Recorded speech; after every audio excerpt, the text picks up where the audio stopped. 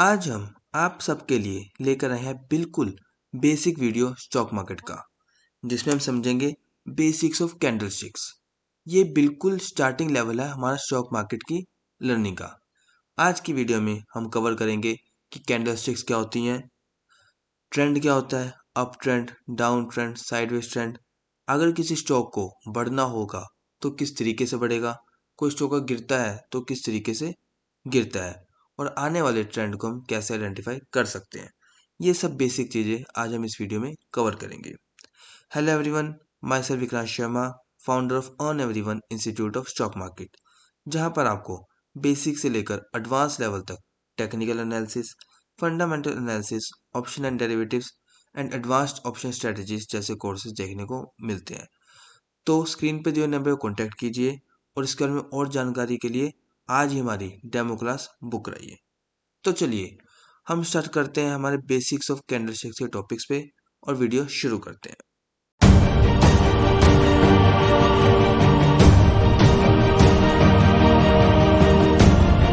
सबसे पहले हम ये समझते हैं कि कैंडल्स होता क्या है। सो बेसिकली स्टॉक मार्केट में कैंडल्स दो टाइप्स की होती है, एक ग्रीन कैंडल, एक रेड कैंडल। ग्रीन कैंडल हमें अपसाइड यानी बुलिश इंडिकेट करती है एंड रेड कैंडल हमें डाउन साइड यानी कि बेरिश लेवल इंडिकेट करती है। ये जो कैंडल होती है वो दो कंपोनेंट से बनती है। बॉडी, जो आपको सॉलिड पार्ट दिख रहा है उसे हम बॉडी कहते हैं, एंड दूसरी विक, शैडो या टेल, जो लाइन पार्ट दिख रहा है उसको हम कहते हैं विक या टेल या शैडो। ये दो कंपोनेंट्स होते हैं एक हमारी कैंडल्स में, चाहे वो ग्रीन हो या रेड हो। तो जो बॉडी है, जो सॉलिड पार्ट है कैंडल का, वो रिप्रेजेंट करती है opening and closing of a stock in a particular time frame. अगर हम डेली टाइम फ्रेम की कैंडल देख रहे हैं तो सॉलिड जो पार्ट है वो हमें बताएगा कि स्टॉक कौन से प्राइस पे ओपन हुआ एंड कौन से प्राइस पे क्लोज हुआ। ये हमें ओपनिंग एंड क्लोजिंग बताता है हमें सॉलिड पार्ट कैंडलस्टिक्स का। वहीं पर जो विक और टेल है वो हमें बताती है कि लो और हाई कितना बनाया है स्टॉक ने एक पर्टिकुलर टाइम फ्रेम पे। तो अगर हम बात करते हैं डेली की, तो ये हमें बताएगा कि एक दिन में किसी स्टॉक ने कितना हाई लेवल बनाया और किस लेवल तक वो नीचे गिरा था, वो हमें बताएंगे ये विक्स। तो अब इस कॉन्सेप्ट को हम एक एग्जांपल के साथ समझते हैं। तो फॉर एग्जांपल हम लेते हैं रिलायंस का स्टॉक। तो हम लेते हैं एग्जांपल 25 नवंबर का। फॉर एग्जांपल उस दिन रिलायंस 1300 के प्राइस पे ओपन हुआ, लो उसने बनाया 1200 का, 1200 तक गिरा उस दिन हाई उसने बनाया 1450 का और बंद हो गया 1400 पे। तो ये कैंडल किस तरीके से बनेगी?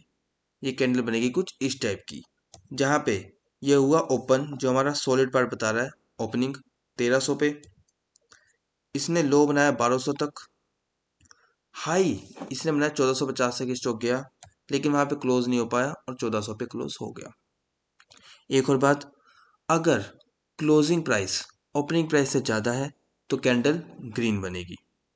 अगर प्राइस नीचे ओपन हुआ और क्लोज ऊपर जाके हुआ तो कैंडल ग्रीन बनेगी। लेकिन अगर वही प्राइस ओपन हाई प्राइस पे हुआ लेकिन क्लोज उससे कम प्राइस पे हो तो कैंडल रेड कलर की बनेगी। आई होप अभी तक आपको समझ आ रहा होगा। तो इस वीडियो में आगे बढ़ते हुए अब हम बात करते हैं रिलायंस के स्टॉक का दूसरे एग्जांपल की, जहां पे स्टॉक ओपन हुआ 1000 पे, उस लो बनाया उसने 900 पे, हाई 1100 और क्लोज 950। तो ये कैंडल, इसमें आप देख सकते हैं कि जो क्लोजिंग प्राइस है वो ओपनिंग प्राइस से कम है, तो ये कैंडल रेड बनेगी।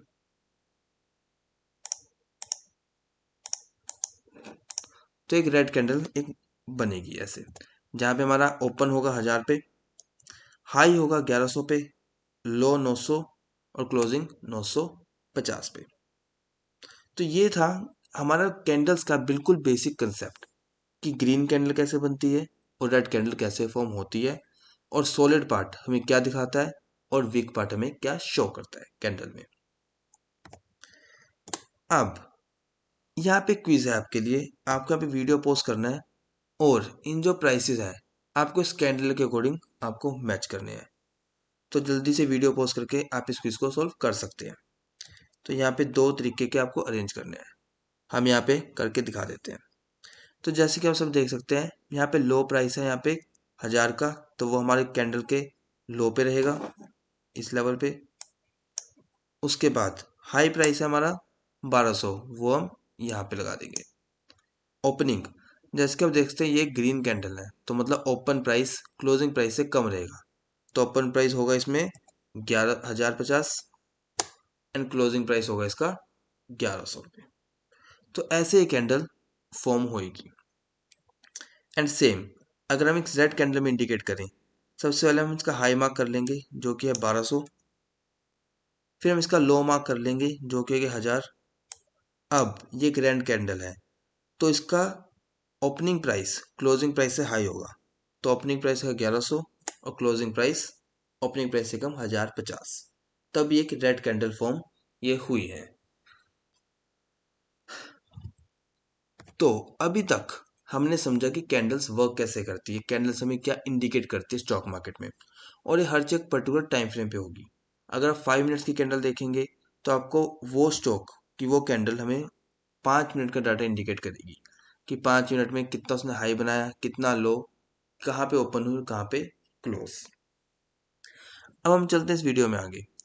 सो स्टॉक मार्केट में कोई भी स्टॉक या कोई भी इंडेक्स एक मैनर से मूव करता है, एक फॉर्मेट से मूव करता है, वो कभी आपको अलग फॉर्मेट से मूव करता नहीं दिखेगा। हम बात करते हैं रिलायंस की।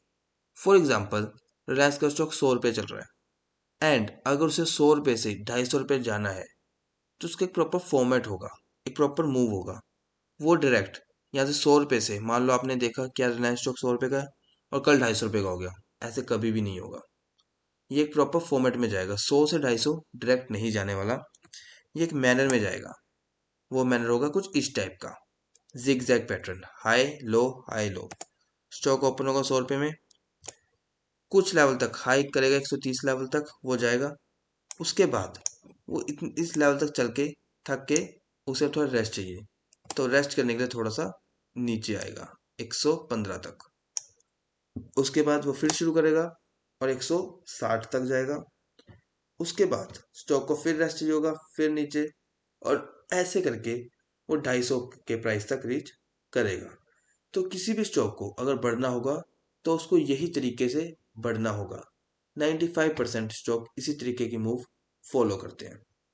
5% बहुत ही रेयर चांस होता है कि स्टॉक डायरेक्टली 100 से 150 या 250 चला जाए, अदरवाइज स्टॉक हमेशा इस फॉर्म में ही जाएगा।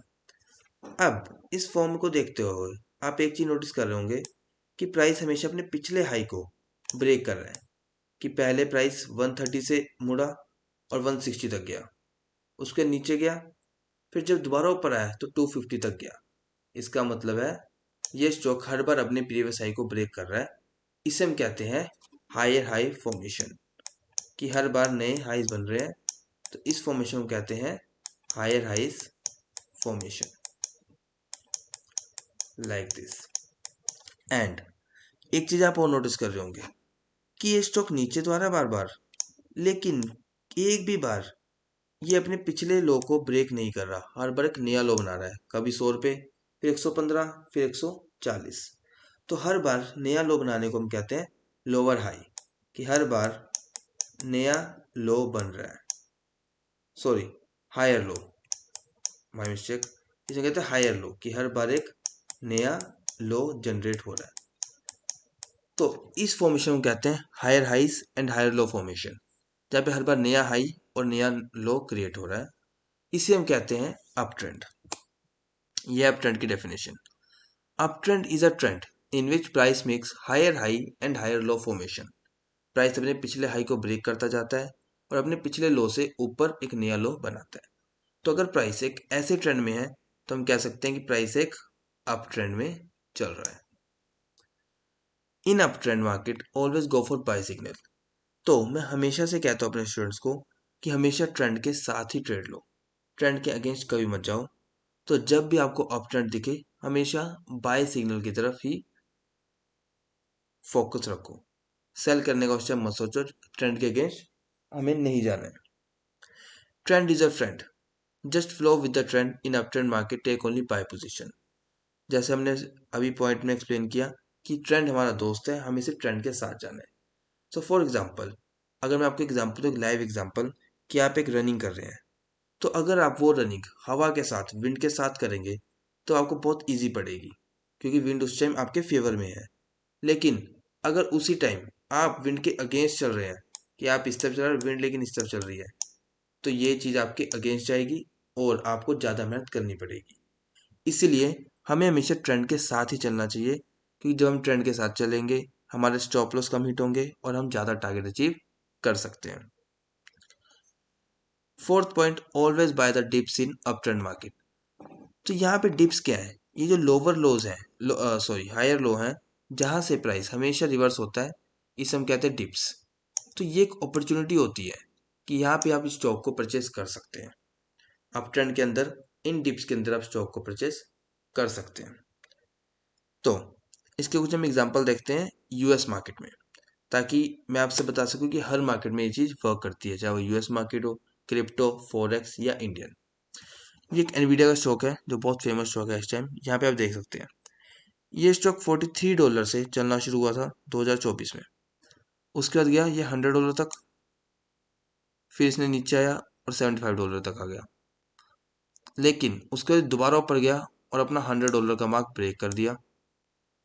उसके बाद दोबारा नीचे आने लगा एंड 91 से रिवर्स हो गया, जहाँ पे इसने अपना प्रीवियस लो ब्रेक नहीं करा। उसके बाद दोबारा ऊपर आया और 141 के लेवल को भी ब्रेक कर दिया। तो इसे हम कहते हैं higher highs and higher low formation, जहाँ हर बार एक नया हाई बने और अपना पिछले लो से हमेशा ऊपर ही लो बनाए। तो ये है एक प्रॉपर अप ट्रेंड। इसका मैं एक एग्जांपल देख सकता हूँ माइक्रोसॉफ्ट, कि जब माइक्रोसॉफ्ट को $200 से $500 तक का सफ़र तय करना था, उसने कभी ये सफ़र ऐसे नहीं करा। उसका सफ़र था 216 से 370, उसका नीचे आके 309, फिर ऊपर आया $425, फिर नीचे $387, फिर ऊपर आके $465, उसका नीचे आके फिर अराउंड $370-390 के आसपास।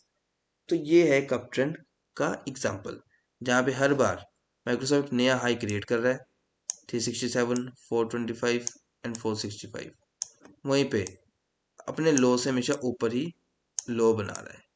तो ये है हमारी higher high and higher low formation, जिसे हम कहते हैं अप ट्रेंड। अब ये था हमारा पहला टाइप ऑफ ट्रेंड, जैसे स्टॉक मार्केट में स्टॉक मूव करते हैं अगर स्टॉक ने ऊपर जाना हो। लेकिन अब आपको पता है अगर स्टॉक्स ऊपर जाएंगे तो उसके नीचे भी आएंगे। तो अगर स्टॉक्स को नीचे भी आना होता है तो भी कभी डायरेक्टली नहीं आता, वो भी एक फॉलो करेगा ट्रेंड को, एक मैनर को, एक फॉर्मेट को। उससे हम कहते हैं डाउन ट्रेंड। तो फॉर एग्जांपल रिलायंस आज 250 पे है, उसे 100 रुपये में आना है। वो कभी ऐसे डायरेक्ट नहीं आएगा कि कल आपको 250 में दिखा, आज 100 रुपये में आ गया, कभी भी नहीं। वो एक पैटर्न मूव करेगा कि 250 पे खुला, 180 तक नीचे गिरा, उसका फिर थोड़ा ऊपर हुआ 210 तक, उसके बाद फिर नीचे आके 140 पे आ गया, फिर थोड़ा ऊपर गया और 190 पे पहुंच गया, उसके बाद आके 100 रुपये हुआ। तो ये स्टॉक ऐसे मूव करेगा नीचे गिरते टाइम भी, कि स्टॉक पर नीचे जाएगा,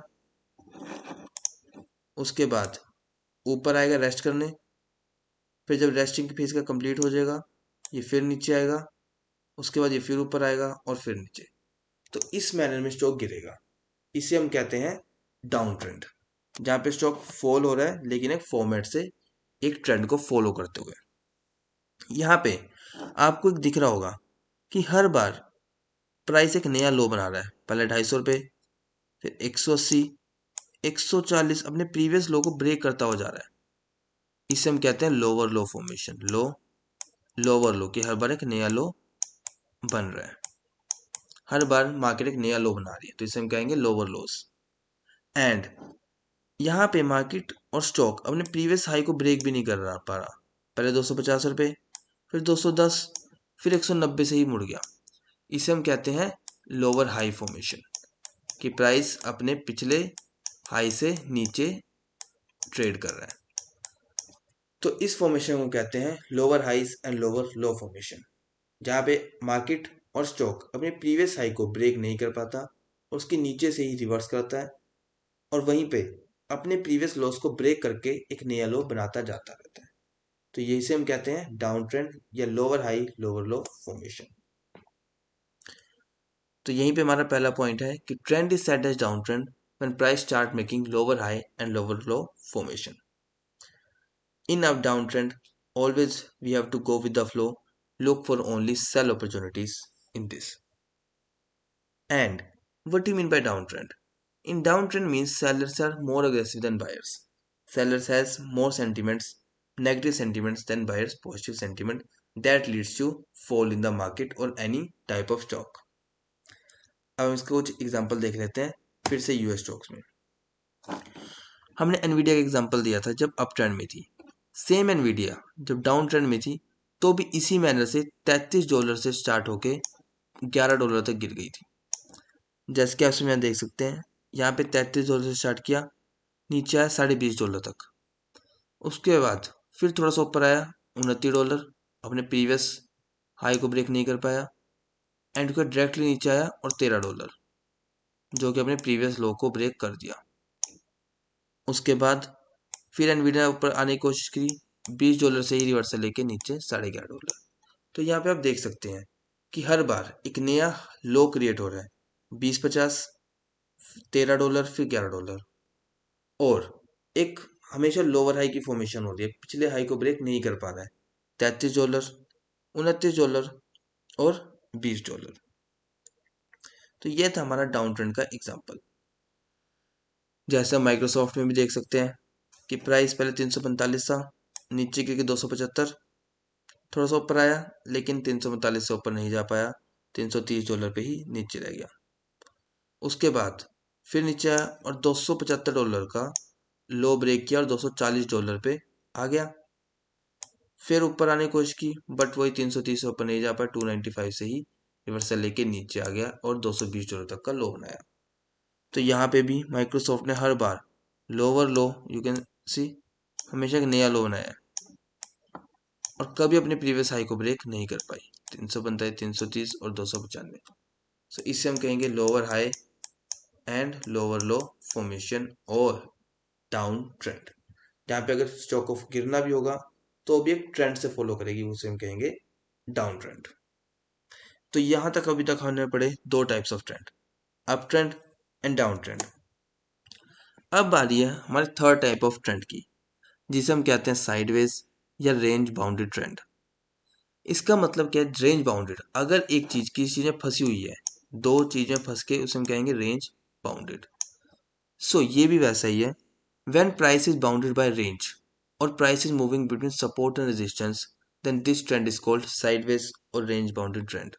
सो अगर स्टॉक सिर्फ एक ही जगह पे खड़ा है और कोई मूव नहीं कर रहा, सिर्फ ऊपर नीचे एक ही जगह पे खड़ा होकर ऊपर नीचे करके ये यहाँ के बंद हो जाता है, इसे हम कहते हैं साइडवेज ट्रेंड, जहाँ पे मार्केट से फ्लक्चुएट कर रही है लेकिन मूव नहीं कर रही, सॉरी।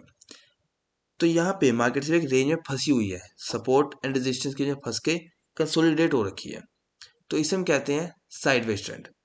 जैसे अप ट्रेंड में स्टॉक ऊपर जाता है, डाउन ट्रेंड में नीचे, वहीं साइडवेज में स्टॉक वहीं का वहीं रहता है। अगर 100 रुपये से हुआ 150 तक गया तो यहीं तक इसका सफर है, 100 से 150, फिर 150 से 100, फिर 100, फिर 150, फिर 100, और वहीं पे आके बंद हो जाता है।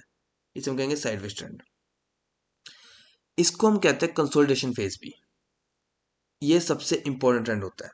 अभी तक हमने अप ट्रेंड पढ़े, डाउन ट्रेंड पढ़े, बट मैं फिर भी कहता हूँ साइडवेज ट्रेंड सबसे इंपॉर्टेंट ट्रेंड होता है और 80% स्टॉक मार्केट में साइडवेज ट्रेंड ही रहता है, 10% up trend and 10% down trend.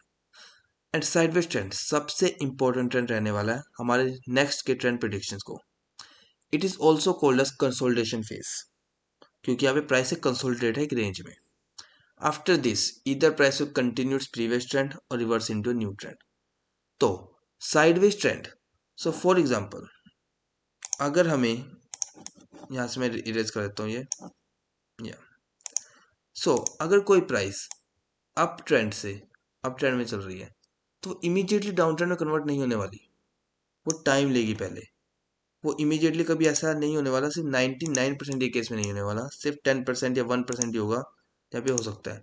अगर प्राइस को अप ट्रेंड से डाउन ट्रेंड कन्वर्ट होना है तो पहले उसको साइडवेज ट्रेंड के थ्रू जाना होगा, उसके बाद वो डिसाइड होगा कि उसके बाद ट्रेंड कहाँ जाएगा।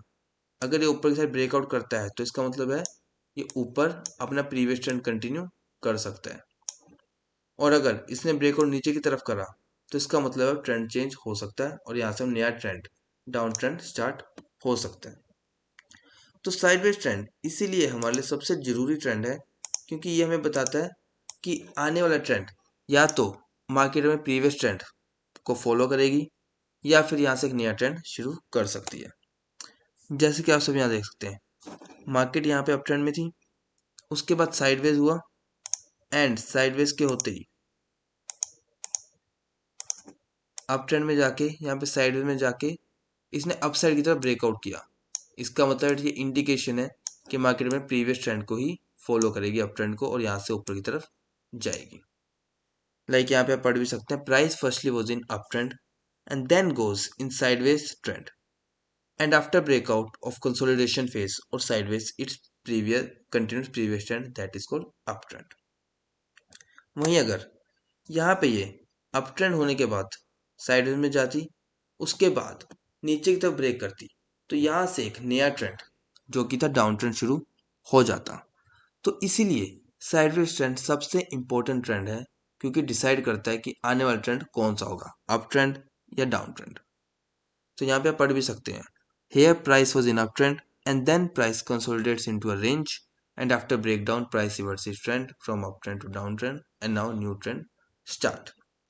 so ये था हमने जो पढ़ा हमारा बेसिक कैंडलस्टिक्स, जहाँ पे हमने पढ़ा कैंडल्स क्या होती हैं, उसका सिग्निफिकेंस क्या है, और 3 टाइप के trend, up trend, down trend and sideways trend. आने वाली नेक्स्ट वीडियो में पढ़ेंगे कि कितने टाइप की कैंडल्स होती हैं, like hammer, shooting star, marubozu and momentum, and उसका सिग्निफिकेंस क्या होता है स्टॉक मार्केट में। तो आज को इस वीडियो को ज़्यादा लंबी ना बनाते हुए आज की वीडियो के लिए इतना ही। हम मिलते हैं हमारे नेक्स्ट वीडियो में। तो अगर आपको भी ये सब कॉन्सेप्ट्स बहुत डिटेल में समझने हैं तो आपको स्क्रीन पे एक नंबर दिख रहा होगा, उस नंबर पर से आप अपनी एक क्वेरी रेज कीजिए व्हाट्सएप पर और अपनी डेमो क्लास फ्री में बुक कीजिए। तो तब तक के लिए थैंक यू, मिलते हैं हमारे नेक्स्ट वीडियो में। Have a nice day.